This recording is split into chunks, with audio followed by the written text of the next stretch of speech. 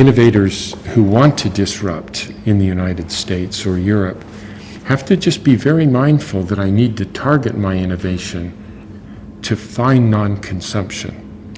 So as a good example, electric vehicles. If you try to make an electric vehicle performance competitive with internal combustion engines on the California freeway, it is very expensive.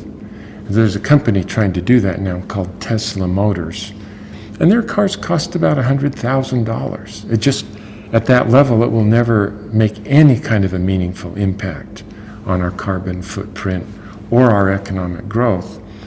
But you could take the same technology, and as you look around America with the question on your mind, where is there non-consumption of automobiles?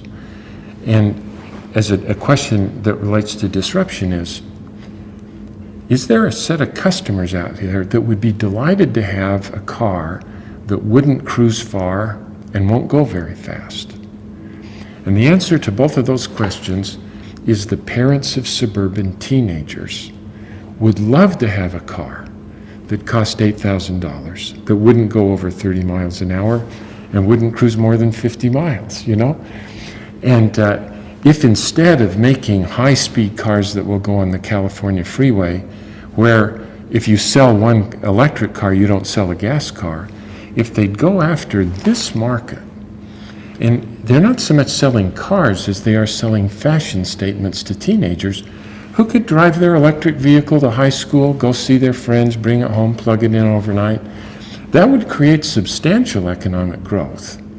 And then the technology would get better and better and ultimately begin to substitute for gasoline power.